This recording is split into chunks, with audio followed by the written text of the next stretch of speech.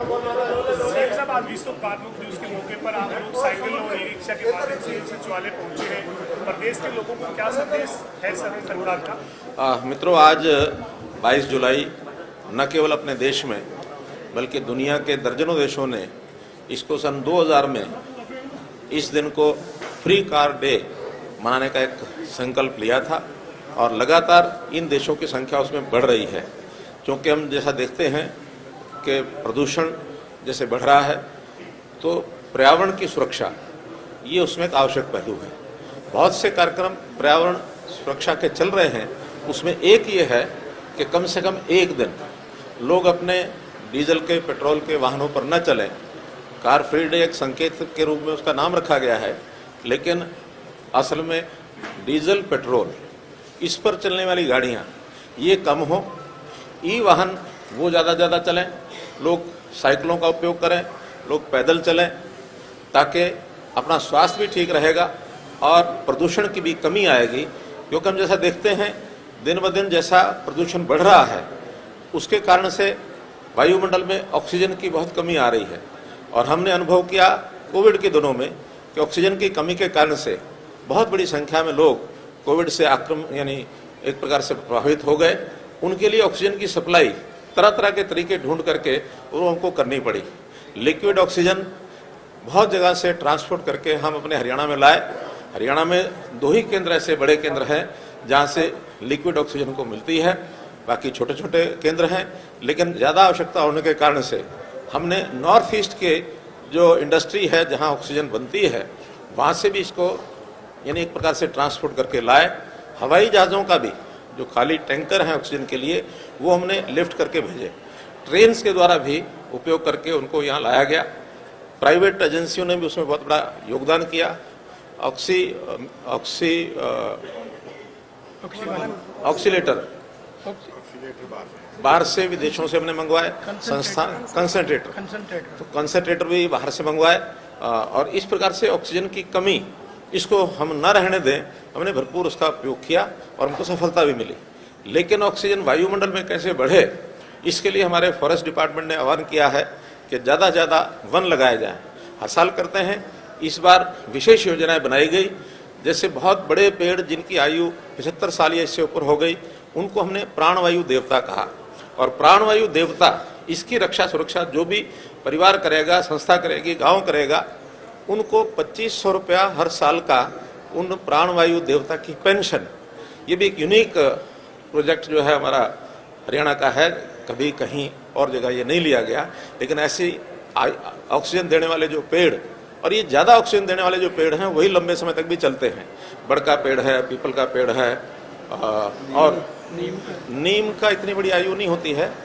उसके लिए ये होता है हमारे यहाँ जाड़े हैं, पिलखण जो है वो है। और एक गिरनार, ये पेड़ ऐसे हैं जो 70 साल, 75 साल, 80 साल, 100 साल तक चलते हैं। तो इन पेड़ों की संख्या ज़्यादा बढ़ाई जाए। वन विभाग ने इस बार 3 करोड़ नए पेड़ लगाने का भी आह्वान किया है और उसमें सुरक्षा जो पेड़ों की कर सकते हैं, ऐसे खास करके विद्यार्थियों को प्रोत्साहन देने की बात भी हमने कही है। तो ऐसे सरकारी तौर पर ऑक्सीवन जो वन इस वर्ष में लगेंगे 5 एकड़ से लेकर के और 100 एकड़ तक शहरों में, गाँव में, उनका नाम ऑक्सीवन रखा है। और ये ऑक्सीवन लगाने का प्रयोग भी बहुत से प्रांत इसका अध्ययन करके अपने अपने यहाँ लगा रहे हैं। आज भी मेरे पास पंजाब से एक ऑफर आई कि हमारे यहाँ एक ज़मीन है और उस पर एक ऑक्सीवन की स्थापना ये करा दीजिए। तो इस प्रकार से ऑक्सीजन के प्रति बहुत एक जागरूकता ये समाज में भी बढ़ी है।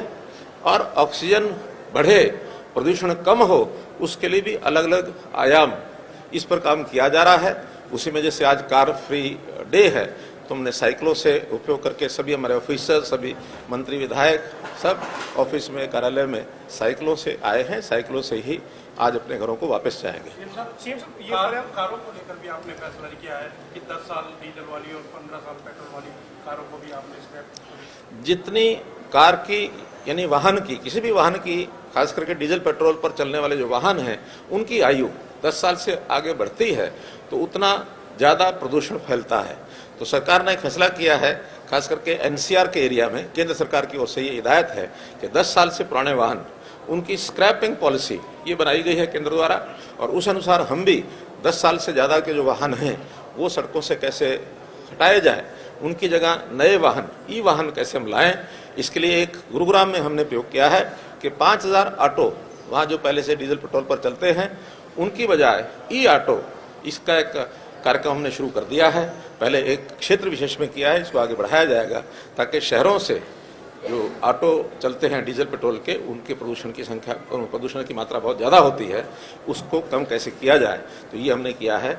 ई वाहन की हमारी एक पॉलिसी, ये भी बहुत जल्दी हम लेकर के आ रहे हैं इंडस्ट्री डिपार्टमेंट की ओर से, ताकि ई वाहन का प्रोडक्शन ये ज़्यादा मात्रा में प्रदेश में हो और इसका उपयोग भी हम ई वाहनों का अपने प्रदेश में कर सकें। सर, इलेक्ट्रिक वाहन आमतौर पर बहुत महंगे माने जाते हैं और बहुत कॉस्टली पड़ते हैं, कोई सब्सिडी की कोई तैयारी सरकार की? ई वाहन की कीमत वन टाइम कॉस्ट तो ज़्यादा हो सकती है, लेकिन रनिंग कॉस्ट बहुत कम है। जैसे अभी हमने कारें, ऑटो ये देखा है, एक ऑटो का जो रनिंग कॉस्ट है वो 30 पैसे पर किलोमीटर बैठ रहा है, कार का जो रनिंग कॉस्ट है 1 रुपये किलोमीटर बैठ रहा है, डीजल पेट्रोल वो 5 रुपये, 6 रुपये, 10 रुपये तक भी पहुंच जाता है।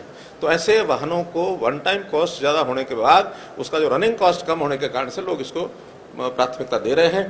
फिर भी प्रारंभ में प्रचलित करने के लिए, ज़्यादा प्रचार इसका हो, तो इस पर सब्सिडी आदि जो आप कह रहे हैं वो हमने घोषणा भी की है। जैसे ई ऑटो गुरुग्राम में 3 अलग अलग एजेंसीज से उनको 30-30 हज़ार रुपये की सहायता दी जा रही है। 30 हज़ार तो उसका जो पुराना ऑटो है उसको मिलेगा, और 30 हज़ार रुपया वहाँ जो नगर निगम है उनकी ओर से दिया जाएगा, और 30 हज़ार रुपया केंद्र सरकार की ओर से आएगा। तो ऐसे 90 हज़ार रुपया जाने के बाद उसको बहुत थोड़ी राशि की आवश्यकता पड़ेगी कि अपना रिप्लेसमेंट वो कर सके। ऐसे ही कारों पर आज हमने देखा कि ऐसे ई कारों पर लगभग 48 हज़ार रुपये की जो छूट है वो इन लोगों ने दी है। तो कंपनियों को भी कहेंगे कि प्रारंभिक कुछ वर्षों में जब तक ये प्रचारित नहीं होते तब तक वो भी अपने रेट्स को कम रखें, और हम भी उनको सब्सिडी देंगे। हरियाणा सरकार के विभिन्न जो डिपार्टमेंट्स हैं सर, वाहन खरीदते हैं लोकल जिले में सचिवालय के, उनमें इसको ई वाहन को बढ़ाए जाने पर विचार करेंगे सर? चूँकि अभी चूँकि डीजल की बजाय पहले सीएनजी का विषय था, तो हमने सीएनजी पर बहुत सी बसें अपनी खरीदी थी। अब सीएनजी के बजाय ई बसें ये खरीदने पर भी विचार चल रहा है। तो इसका जैसे जैसे वाहनों की उपलब्धि हो जाएगी वैसे वैसे इनको करते हैं। धन्यवाद। सरकारी वाहन है जो इस्तेमाल किए जाते हैं, जैसे आपकी सीएनजी, इस तरह की गाड़ियाँ, इन्हें भी सबसे पहले क्या इनिशिएटिव के तौर पर इलेक्ट्रिक करना है? ऐसे पहले बाद का विषय नहीं होता, और एक गाड़ी का कोई फर्क पड़ता नहीं है। जनरल पॉलिसी बनती है, उसमें ज़्यादातर लोग इसको अडॉप्ट करेंगे, उसमें मंत्री भी होंगे, विधायक भी होंगे, अफसर भी होंगे, सभी होंगे, धीरे धीरे सब